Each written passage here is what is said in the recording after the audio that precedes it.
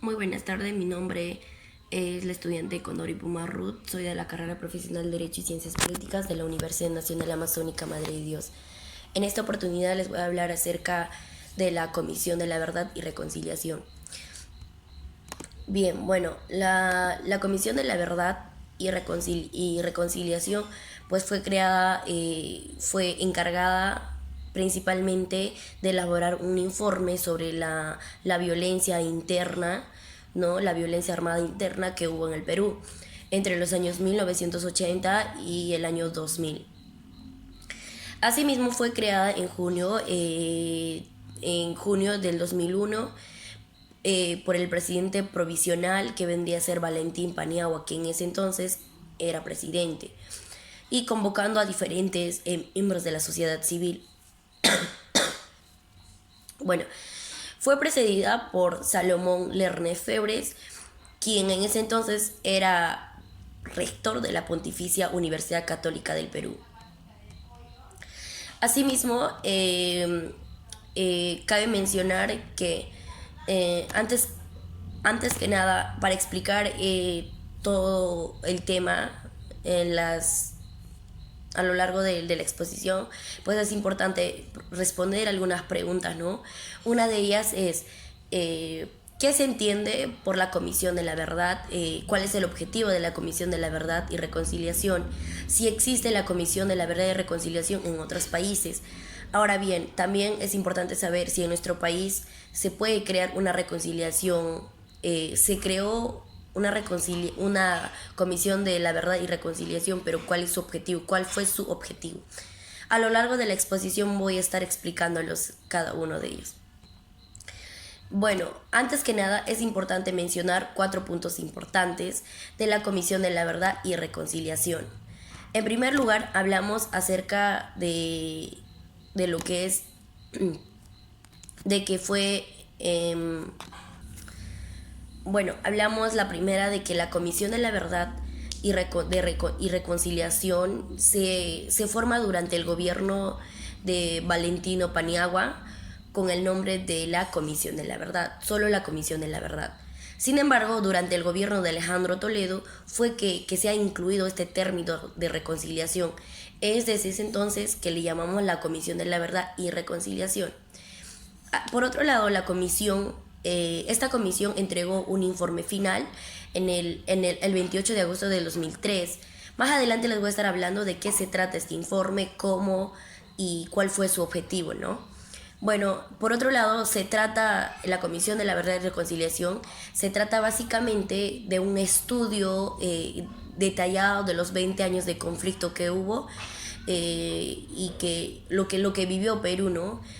Bueno, por otro lado, a raíz de esta, eh, se presenta lo que es las conclusiones, las recomendaciones al Estado peruano, ¿no?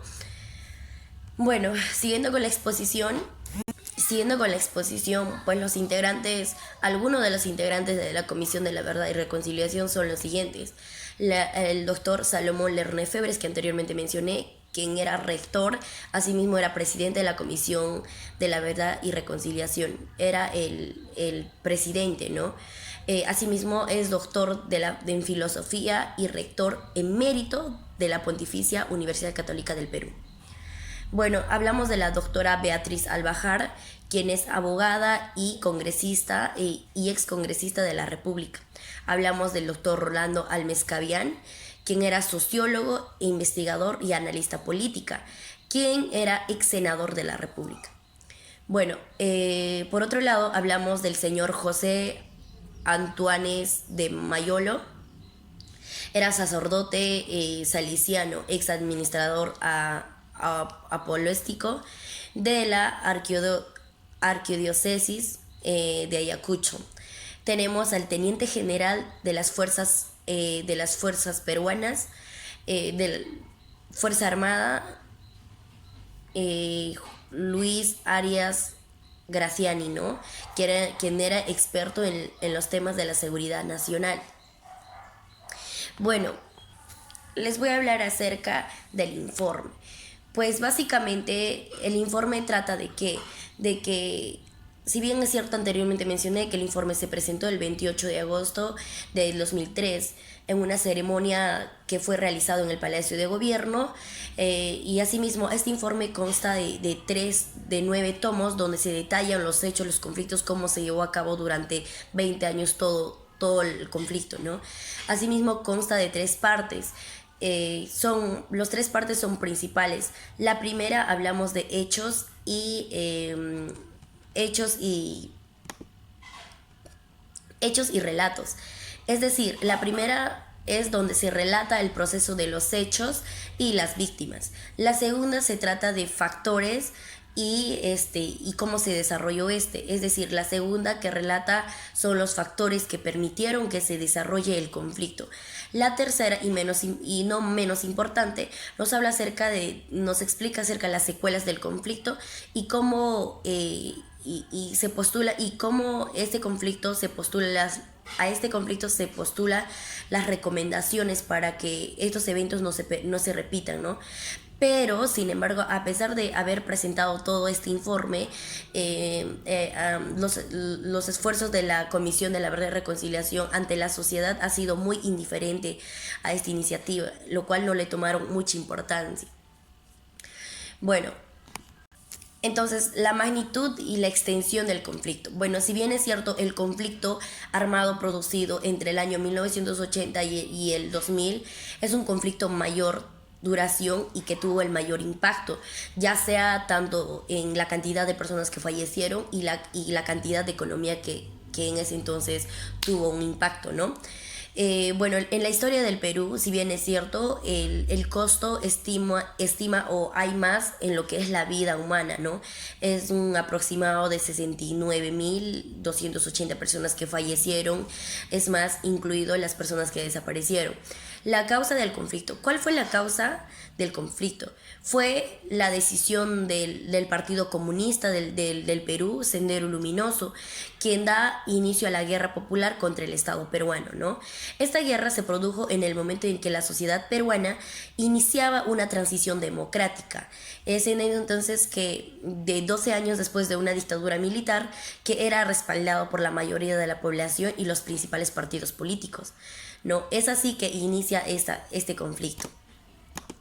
Bueno, por otra parte es importante mencionar que a causa del Partido Comunista del Perú, Sendero Luminoso, pues causó el 54% de las víctimas fatales reportadas a la Comisión de la Verdad y Reconciliación, ya que su estrategia de combate era el uso sistemático y masivo de métodos de extremo violencia y terror, ¿no? Por otro lado, el Estado peruano no tuvo la capacidad para contener el avance de la subversión, y los gobiernos civiles dejaron que este conflicto se militarice al dejar la conducción de la lucha contra subversiva en manos de las Fuerzas Armadas.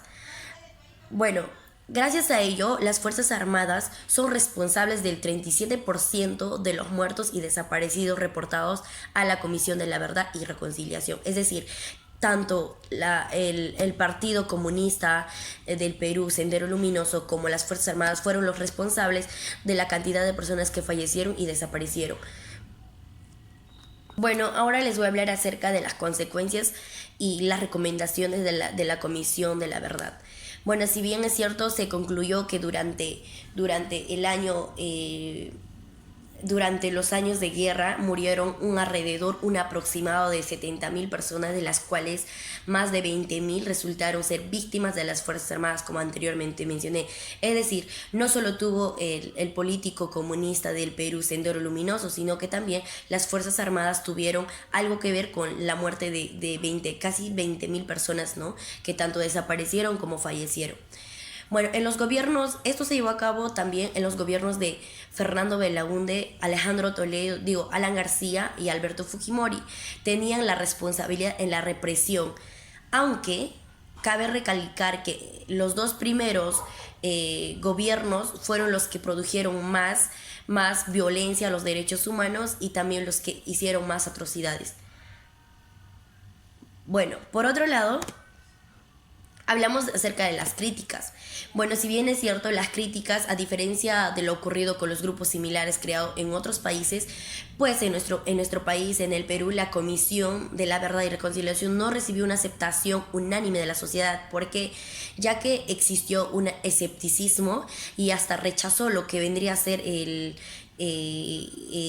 rechazo en importantes sectores de los mismos partidos políticos, como por ejemplo hablamos del bueno, los partidos políticos como el Grupo Fujimorista y el Partido Aprista Peruano y el PPC han mostrado en mayor o menor grado de sus reparos frente a algunas de las conclusiones de la Comisión de la Verdad y Reconciliación.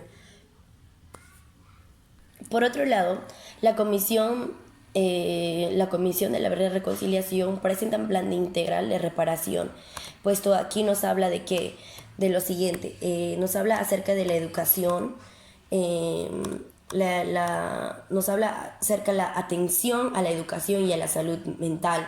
Por otro lado, nos habla acerca de las reparaciones simbólicas, el rescate de la memoria y la dignificación de las víctimas, ¿no? De los fallecidos.